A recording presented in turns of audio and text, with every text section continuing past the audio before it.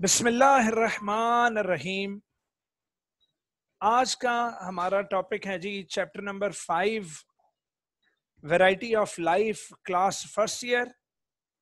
Variety of life class first year और chapter number 5 के इस चैप्टर का लेक्चर नंबर 3 है आज।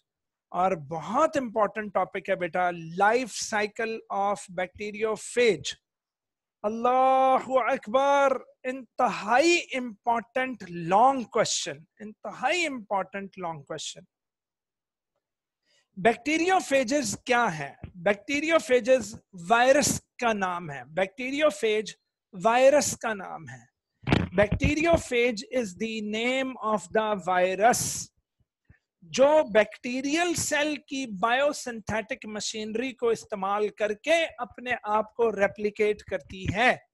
तो जी हाँ, बैक्टीरियोफेज एक ऐसा वायरस है जो बैक्टीरियल सेल में नशोनुमा पाता है। पुत्र, अर्लियर रिसर्चेस ऑन बैक्टीरियोफेजेस, शुरू वाली रिसर्चेस जब हुई बैक्टीरियोफेजेस पर, तो सिर्फ एक बैक्टीरियल सेल पर काम किया गया और उस बैक्टीरियल सेल का नाम था एस्केरेशिया कोलाई। इसका नाम एस्केरेशिया कोलाई है, ये एस्चर्सिया कोलाई नहीं है बेटा। This is Escherichia coli.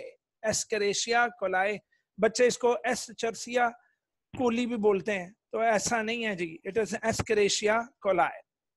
तो जनाब, अर्लियर रिसर्चेस ऑन बैक्टीरियोफेजेस जब हुई तो उस रिसर्च वर्क में सिर्फ एस्केरेशिया कोलाई बैक्टीरियम पर उन्होंने तहकीकात की कि इस बैक्टीरियम के अंदर जो इस बैक्टीरियम के अंदर जो वायरसेस अपने आप को रेप्लिकेट करती थी उन पर तहकीकात हुई। एस्केरेशिया कोलाई में नशोनुमा पाने वाली, एस्केरेशिया कोलाई में अपने आप को रेप्लिकेट करने वाली बैक्टीरियोफेजेस में से ऑफ दीज, यानी कि बेशुमार वायरसेस एस्केरेशिया कोलाई में अपने आप को रेप्लिकेट करती थी, लेकिन उन बेशुमार में से ऑफ दीज से मुराद उनमें से जिन पर सबसे ज्यादा तहकीकात हुई, बेस्ट नोन फेजेस थी टी फेजेस। टी का मतलब टी फॉर टाइप। तो याद रखें कि बेस्ट नोन फेजेस जिन पर काम हुआ है, जिन पर तहकीकात हुई हैं, इसका मतलब ये हुआ कि बैक्टीरियोफेजेस की कई इकसाम हैं, लेकिन उन बैक्टीरियोफेजेस में से जिस पर सबसे ज्यादा तहकीकात हुई हैं वो टी फेजेस पर हुई हैं। किस पर हुई है मेरा बच्चा? टी फेजेस पर। तो बेस्ट नोन फेज, अच्छा भी ये फेज क्या है? फेज निकनेम है। मेरा नाम अफजल है, मुझे घर वाले आफी बुलाते हैं, आफी। तो बैक्टीरियोफेज का निकनेम है जी फेज। ठीक है, जिस तरह फजल हक का निकनेम फज्जा है, इसी तरह बैक्टीरियोफेज का निकनेम फेज है। क्या है मेरा बच्चा? फेज। तो जिन फेजेस में तहकीकात ज्यादा हुई वो हैं टी फेजेस, और टी का फुल फॉर्म है टाइप। अब टी फेजेस की भी कई इकसाम है बेटा, T1, T2, T3, T4, T5 वगैरह वगैरह। T2 और T4 पर ज्यादा तहकीकात हुई हैं। तो T2 और T4 जो फेजेस हैं are mainly used in phage studies. तो फेज स्टडीज में T2 और T4 का ज्यादा जिक्र है। डन। अब हम जो स्ट्रक्चर पढ़ने जा रहे हैं वो है T4 फेज का स्ट्रक्चर। किसका स्ट्रक्चर बेटा? T4 फेज का स्ट्रक्चर। ये है T4 फेज वायरस। इसके स्ट्रक्चर में आप देखें कि ऊपर एक हेड है और हेड कवर्ड है कैप्सिड से, और उस कैप्सिड के अंदर डीएनए का न्यूक्लिक एसिड है। न्यूक्लिक एसिड की कौन सी फॉर्म है जी? डीएनए है। न्यूक्लिक एसिड कौन सा है जी? डीएनए है। डन। इसके नीचे मेरा बच्चा, इसके हेड के नीचे ये पूरी टेल है, ये पूरी टेल। अच्छा, इसकी जो टेल है वो रॉड शेप्ड है। टेल रॉड शेप्ड है। टेल का वो हिस्सा जो हेड से जुड़ा हुआ है उसे कॉलर कहते हैं। टेल का वो हिस्सा जो हेड से जुड़ा हुआ है उसे कॉलर कहते हैं, और टेल का वो हिस्सा जो ऑपोजिट साइड पर मौजूद है उसे बेस प्लेट या एंड प्लेट भी कहते हैं। तो मेरा बच्चा इस हिस्से को बेस प्लेट या एंड प्लेट भी कहते हैं। दोबारा सुन लें, ये हेड है और हेड आइकोसाहेड्रल है, दैट इज जैसे ऐसे जैसे दो पिरामिड्स आपस में ऊपर नीचे जोड़े गए हों, और हेड के 20 फेसेस हैं, हेड प्रिज्म शेप्ड है, और उसके नीचे टेल है, टेल रॉड शेप्ड है। टेल का वो पार्ट जो हेड से चिपका हुआ है उसे कॉलर कहते हैं, जबकि टेल के ऑपोजिट एंड पर क्या बुलाते हैं उसको, बेस प्लेट। और साथ बेटा कुछ फाइबर्स निकले हुए हैं, कुछ क्या निकले हुए हैं, फाइबर्स। अच्छा, इसकी जो टेल है ना बेटा, टेल वो बॉल पॉइंट की तरह है। किसकी तरह मेरे बच्चे, बॉल पॉइंट की तरह। तो यहां मैं जरा अब आपको पॉइंट की एक फोटोग्राफ दिखा दूं। माशाल्लाह कंप्यूटर मेरा सुस्त हो चुका है।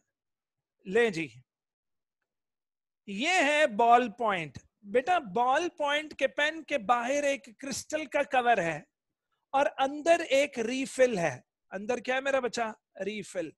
पुत्र बाहर वाले कवर को, बाहर वाले कवर को शीथ बोलोगे। क्या बोलोगे मेरा बच्चा, शीथ। तो जी हाँ, बाहर वाले कवर को क्या बोलते हैं भाई, शीथ। डन। बाहर वाले कवर को क्या बोलते हैं मेरा बच्चा, शीथ। जबकि अंदर वाली रीफिल को आपने कहना है कोर ट्यूब। क्या बोलना मेरा बच्चा, कोर ट्यूब। तो शीथ बाहर वाली ट्यूब है, ट्यूब के अंदर ट्यूब है, अंदर वाली ट्यूब को कोर बोलते हो। क्या बोलते हैं मेरा बच्चा, कोर। तो पता लगा कि ये जो टेल है ये डबल ट्यूब है। तो बाहर वाला जो सिलेंड्रिकल ट्यूब है उसको शीथ बोलोगे, अंदर वाले को क्या बोलेंगे भाई, कोर ट्यूब। क्या बोलोगे मेरा बच्चा, core tube. Logy, structure of T4 studied with electron microscopy resembles that of tadpole. हमें tadpole shape की दिखाती है कि head and tail। तो tadpole shape कौन सी होती है, tadpole shape होती है which consists only and only head and tail। बस समझ आ गई। तो tadpole कौन सी shape होती है जिसमें सिर्फ head और tail हो। हेड आपने देखा डायग्राम में भी, the head is elongated, head is pyramidal and having two triangular structures with common base, तो जनाब हेड जो है वो elongated है, pyramidal है, ऐसे जैसे दो अदद इजिप्शियन पिरामिड्स को ऊपर नीचे बेसिस से जोड़ दिया गया हो विद बेस। हेक्सागोनल है, प्रिज्म शेप्ड है, मैं कहता हूं राइटर ने तारीफों के पुल बांध दिए। Structure to which straight tail is attached. तो जी हाँ, अभी अभी हमने हेड के बारे में पढ़ा। तो ये देखो एंगुलर है, हेड पिरामिडल है, हेड प्रिज्म शेप्ड है, ब्ला ब्ला ब्ला, जो कि टेल के साथ जुड़ा हुआ है। किसके साथ जुड़ा हुआ है जनाब, टेल के साथ जुड़ा हुआ है।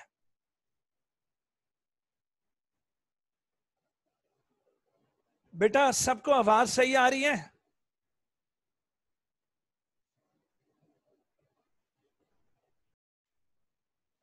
तो जनाब the head is elongated pyramidal having two triangular structures with common base, hexagonal prism shaped structure to which straight tail is attached। Next आया जी, within the head double stranded DNA molecule is present. तो जी हाँ, हमने ये भी देखा कि head के अंदर डबल स्ट्रैंडेड डीएनए मॉलिक्यूल मौजूद है। आप साथ साथ अपनी बुक पर भी डायग्राम देखा करो। The structure of phage tail is more complex than head. Head से ज्यादा कॉम्प्लेक्स है जी टेल का स्ट्रक्चर। तो मैंने आपको बताया कि टेल जो है वो डबल ट्यूब है। डबल ट्यूब से मुराद एक बाहर वाली ट्यूब जिसे शीथ कहते हैं, एक इनर ट्यूब जिसको कोर ट्यूब बोलेंगे। A layer of distinct protein. अच्छा, अब शीथ और कोर की प्रोटीन्स की नेचर भी डिफरेंट है। कोर डिफरेंट प्रोटीन है, शीथ डिफरेंट प्रोटीन है। A layer of distinct protein forms the inner tube और कोर which is enclosed, उस कोर को, कोर is enclosed, जिस तरह एक बॉल पेन की रीफिल एनक्लोज्ड है बाहर वाले पेन की बॉडी से, इसी तरह जो है वो इनर ट्यूब कोर है जो कि एनक्लोज है शीथ से, which is made up of another type of protein, लो जी, on one side of the sheath is collar. Collar कौन था? कॉलर जिसके ऊपर हेड अटैच था। तो ये शीथ की एक साइड पर जिस पर हेड अटैच है उस पॉइंट को कॉलर बोलोगे, और कॉलर के ऑपोजिट एंड को बोलोगे बेस प्लेट या end plate. And on the other side is end plate या बेस प्लेट। अच्छा, राइटर ने लिखने में एंड प्लेट लिखा हुआ है, जबकि आपकी बुक की डायग्राम में इसको बेस प्लेट लिखा गया है, तो it's okay. To end plate से 6 अदद टेल फाइबर्स अटैच्ड हैं। तो ये दोबारा जरा डायग्राम देख लेते हैं। 1 2 3 4 5 6 अदद फाइबर्स अटैच्ड हैं। किससे? एंड प्लेट से। Are attached, which are the structures for attachment, which are the structures of attachment. Attachment to what? Attachment to bacterial cell. अगर ये बैक्टीरियोफेज जाकर किसी बैक्टीरियल सेल पर जाकर चिपक जाती है, तो ये चिपकती हैं अपने फाइबर्स की मदद से। किसकी मदद से बेटा? फाइबर्स की मदद से। The volume of the phase, bacteriophage का जो हुजम है 1/1000 ऑफ द होस्ट होता है। ये बैक्टीरियल सेल से 1000 गुना छोटी है, 1000 गुना छोटी है जी बैक्टीरियोफेज वायरस। बैक्टीरियल सेल से 1000 टाइम्स छोटी है जी। The bacteriophage replicates only inside the bacterial cell. तो ये बैक्टीरियोफेज एक ऐसा वायरस है जो सिर्फ और सिर्फ रेप्लिकेट हो सकता है only and only bacterial cell के अंदर। किसके अंदर बच्चों? बैक्टीरियल सेल के अंदर। नेक्स्ट आया steps of replication of bacteriophage. बेटा very very very very very very very very important long question. अल्लाह अकबर। ये आपको आपके कॉलेज के स्टैंडअप्स में, आपकी एकेडमीज में, आपके जहां जहां टेस्ट दोगे ये मस्ट आएगा। लिटिक साइकिल बयान कर दें, लाइसोजेनिक साइकिल बयान कर दें। अब मेरा बच्चा, रेप्लिकेशन ऑफ बैक्टीरियोफेज 2 तरह से होती है बेटा। एक है लाइसोजेनिक साइकिल और दूसरा है lytic cycle.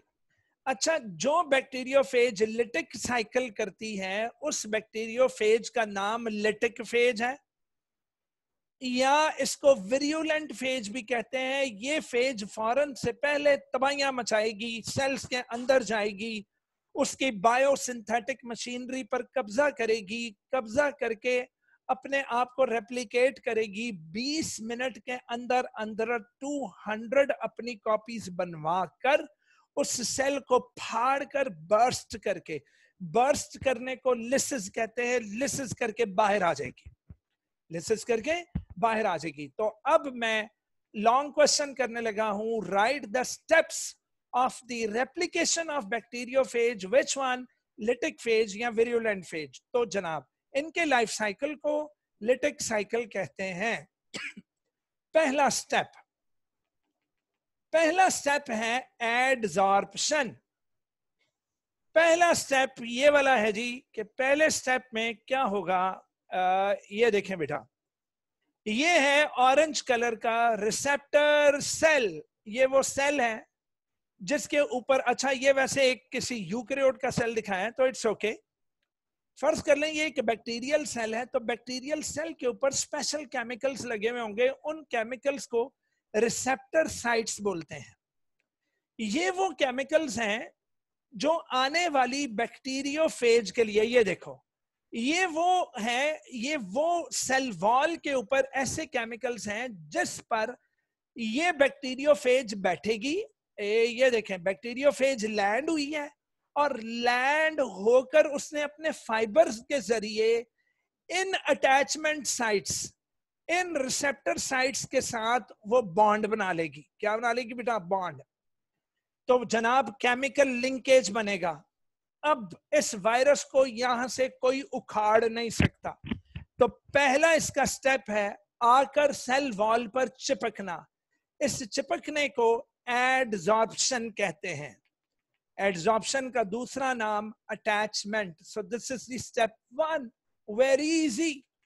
This in the first step of the replication of bacteriophage is its attachment. Bacteriophage आई और उसने एड्सॉर्प्शन कर दी होस्ट सेल पर। होस्ट सेल की सेल वॉल पर क्या थे? Receptor sites. किस पर? On the cell wall of the bacterium पर रिसेप्टर साइट्स थे। उन रिसेप्टर साइट्स के ऊपर जाकर ये चिपक गई अपने फाइबर्स के जरिए।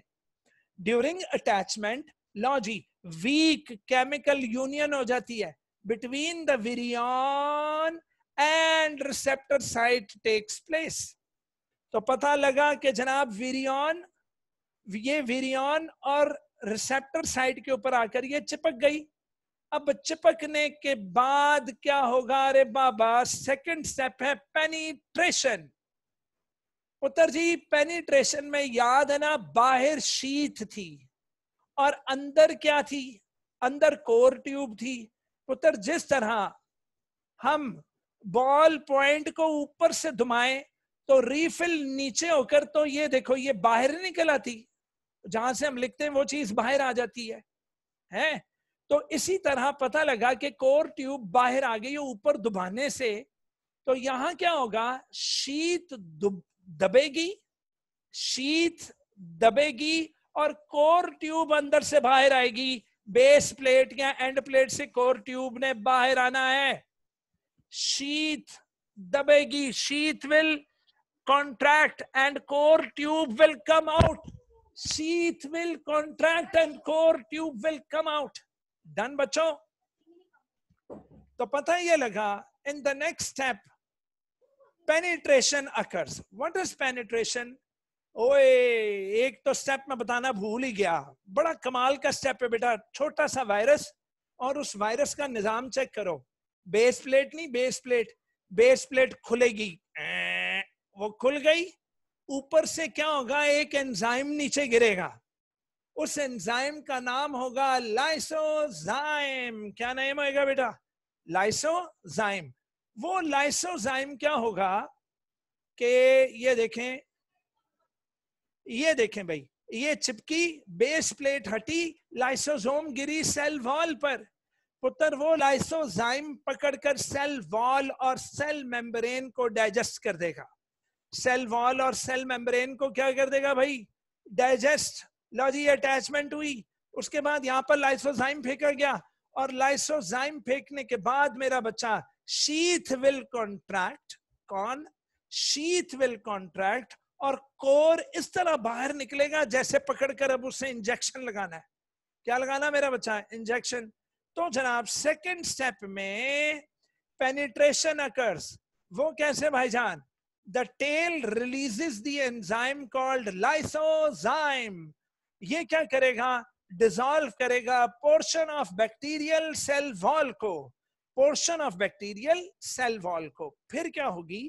टेल की बाहर वाली ट्यूब शीथ कॉन्ट्रैक्ट करेगी और टेल के अंदर से जो रीफिल है, उसकी जो कोर है, अंदर वाली tube is forced out to the cell through cell wall and cell membrane.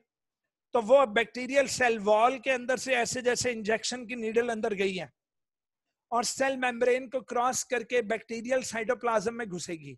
और फिर मेरा बच्चा this viral will inject it's DNA. Virus अपने हेड में मौजूद, वायरस अपने हेड में मौजूद डीएनए को अंदर भेज देगा, अंदर इंजेक्ट कर देगा अपना डीएनए। तो पता लगा कि वो जो कोर ट्यूब थी वो वाकई ट्यूब थी, अंदर से हॉलो थी, इंजेक्शन की नीडल की तरह थी।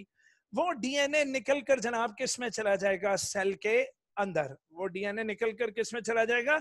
सेल के अंदर। The virus injects its DNA into the cell just as the syringe is used to inject the vaccine.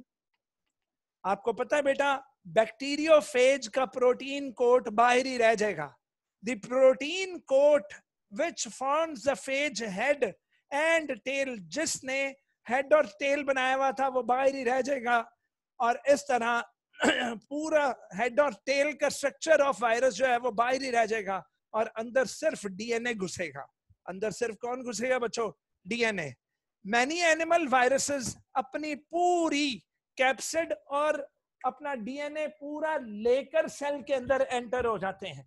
पूरा लेकर सेल के अंदर एंटर हो जाते हैं. ठीक है मेरे बच्चों. लेकिन बैक्टीरियोफेज ऐसा नहीं करता.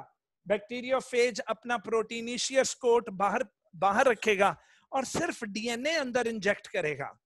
अब थर्ड स्टेप मैंने कहा था ना, उसका डीएनए अंदर ले जाकर, डीएनए अंदर जाकर उसके डीएनए को किल कर देगा और किल कर करके उसको क्या करेगा?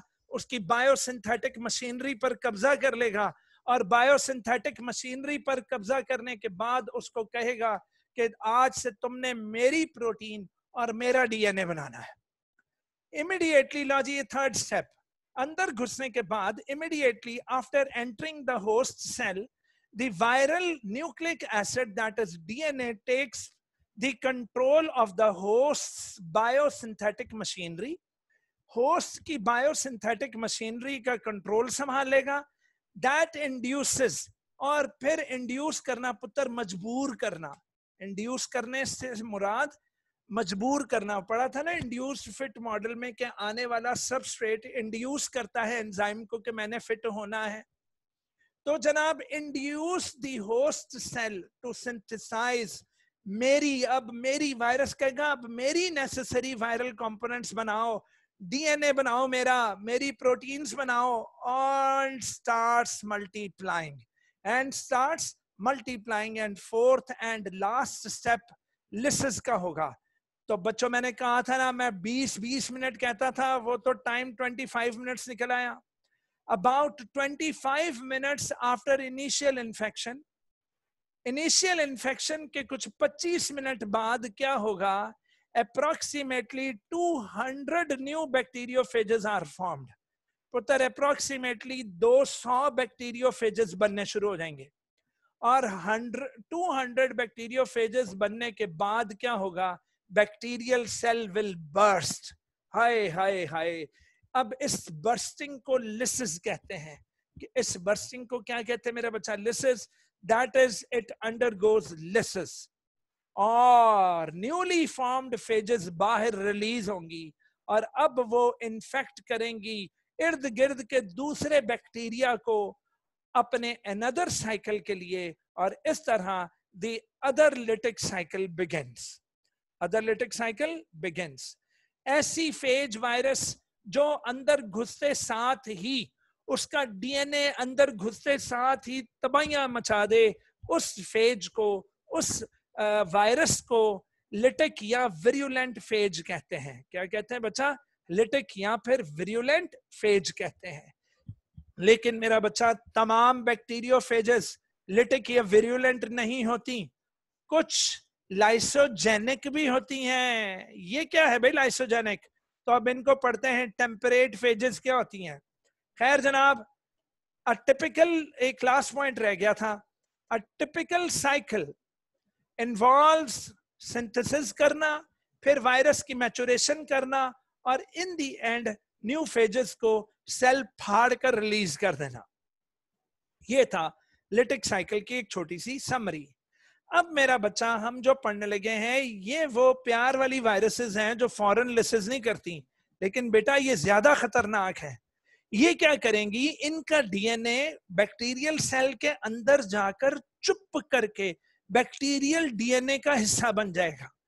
इनका डीएनए बैक्टीरियल क्रोमोसोम के अंदर इनकॉर्पोरेट हो जाएगा और जब वो बैक्टीरियल क्रोमोसोम कहेगा तुम कौन हो, जबरदस्ती मेरे अंदर घुस रहे हो, ये उसकी कनपट्टी पर पिस्तौल रखकर कहेगा चुप करके 20 मिनट बाद चुप करके करता जा अपनी बाइनरी फिशन, खबरदार शोर मचाया वरना तेरी धजियां उखाड़ दूंगा और लिसिस कर दूंगा मैं तेरी. तो ये वाला जो वायरस है इसका डीएनए अंदर जाकर क्रोमोसोम के साथ इनकॉर्पोरेट हो जाता है. बैक्टीरिया बेचारा इन्फेक्टेड हो चुका है लेकिन लिसिस नहीं हो रही, ना बायोसिंथेटिक मशीनरी पर अभी तक कब्जा हुआ है, तो वो बैक्टीरियल सेल बेचारा मजबूरी के मारे हर 20 मिनट बाद एक बैक्टीरियम से जब 2 बैक्टीरिया बनेगा, एक बैक्टीरियम से जब 2 बैक्टीरिया बनेगा, तो जहां वो बैक्टीरियल सेल अपनी हर चीज डुप्लीकेट कर रहा है, वो बैक्टीरियल सेल वायरस के डीएनए को भी मल्टीप्लाई करके डुप्लीकेट करके बाइनरी फिशन में 2 सेल्स बनेंगे जिनमें दोनों में वायरस का डीएनए मौजूद होगा। अब वो 2 से 4 बनेंगे। तो इस दफा चाल समझें आप, अगर लिटिक फेज हो तो वो तो अंदर जाकर एक ही बैक्टीरियम में से सिर्फ 200 बनकर बाहर निकलेंगे। लाइसोजेनिक अंदर घुसेगी, प्यार से बाइनरी फिशन कराएगी, 2 बैक्टीरिया हो जाएंगे, 2 से 4 हो जाएंगे। अब 4 को मल्टीप्लाई करो 200 से, जब दिल करेगा बेटा ये लिसिस कर देंगे। जब दिल करेगा ये उसके अंदर से निकलकर उसका डीएनए तबाह करके तो लिसिस की जाने बढ़ जाएंगे। लेकिन जब तक बैक्टीरियल सेल की कॉलोनी बढ़ रही है, ये पूरी कॉलोनी को इन्फेक्ट कर देंगे। यानी एक अब्बे को इन्फेक्ट करेंगे, उससे बनने वाली तमाम औलाद सारी की सारी इन्फेक्टेड हो जाएगी, और फिर हर प्रोगेनी पूरे उसके जो बैक्टीरियल सेल्स होंगे उनमें से लिसिस करके तो एंड पर बाहर आ जाएंगे। All infections of bacterial cells by phages do not result in lysis.